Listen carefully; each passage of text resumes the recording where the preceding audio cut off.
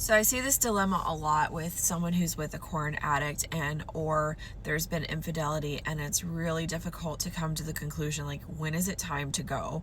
Like, should I stay or should I go in this situation? Because you do love them and you want the relationship to work. I do think that there are stages to this and getting to the point of wanting to leave.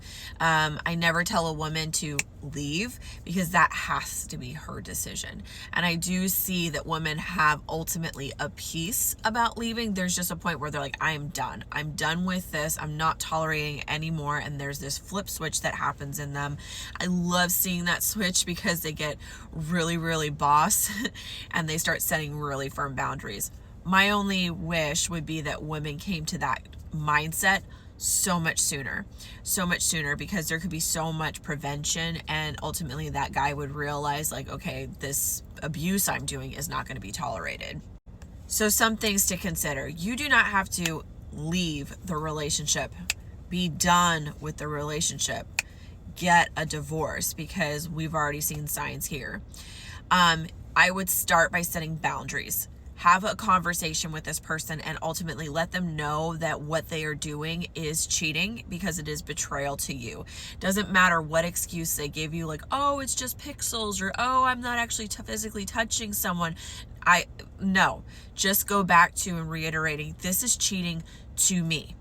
To me, this is an act of betrayal. To me, I feel betrayed by what you are doing. I don't care what your excuse is.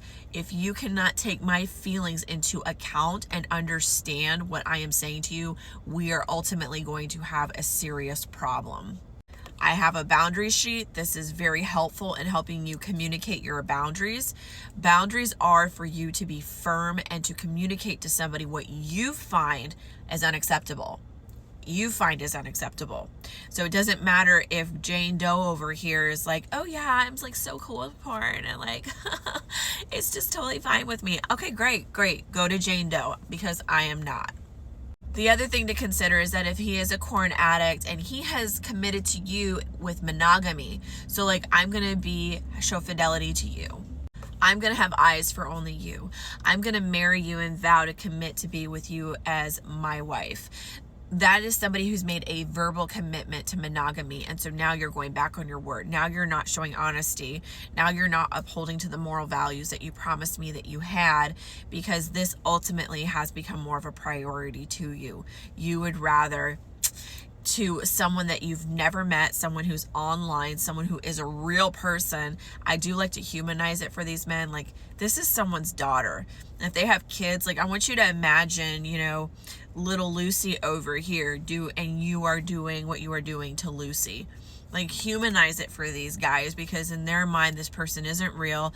This person is someone on screen. This person isn't someone that they're going to be intimate with, someone that they're going to show true vulnerability with, someone that they're actually going to connect with. This person just happens to be available and a way for them to de-stress, a way for them to not have to come to you with all their problems. Maybe it's because they don't feel like you're a safe space. There could be a lot of reasons why, but ultimately there's deep root emotional trauma that they need to work on, and you are not to blame for this. You're not going to fix it for them. There's no way that you can fix this for them. If you are not married, this is a huge red flag, and it will only be 10 times worse after you get married to this person. I cannot tell you how many conversations I've had with women where they're like, I'm with a serial cheater. I've got 3 kids with this person. All my finances are tied up with this person, and now I don't know what to do. Now I can't get out. Now I'm trapped. Like, if you're going to be with somebody like this, who you're like, I absolutely love this person, maybe I'll deal with it and just see what happens. Get a prenup that if they're going to cheat physically, that you get X amount of dollars from whatever it is that they earn. Like, have a prenup in the beginning. And if they're like, oh, but like, I don't want to do this. Why don't you want to do this? Because the only reason that this wouldn't work is if you actually cheat. So I would absolutely recommend a woman these days, like, get a prenup. And then I just want to say one last thing. Like, you say he was perfect. No man is perfect. No man is perfect, and there are plenty of fish in the sea. And I understand that you love him and your heart is connected with him. But at this point, he is not perfect. and he was never perfect.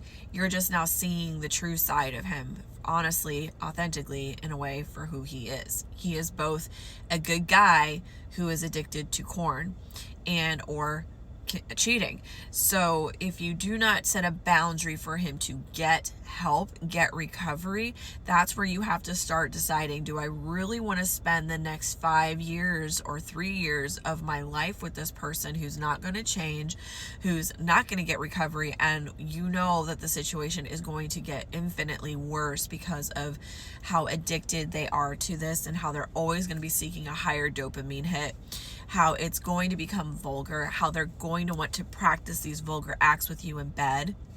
That's the other thing.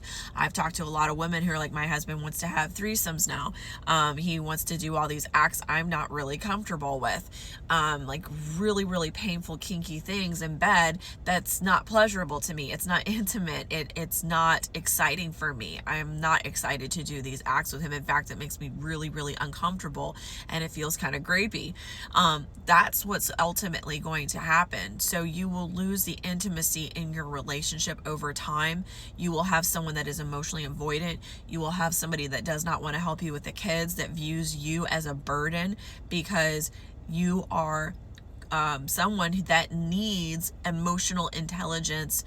You have emotional needs. And so if they can't give that to you ultimately in the end of your life, I'm telling you right now, it usually is better to separate, to state your boundaries, or ultimately to leave, because that person will make you miserable in the end if they're not willing to get recovery.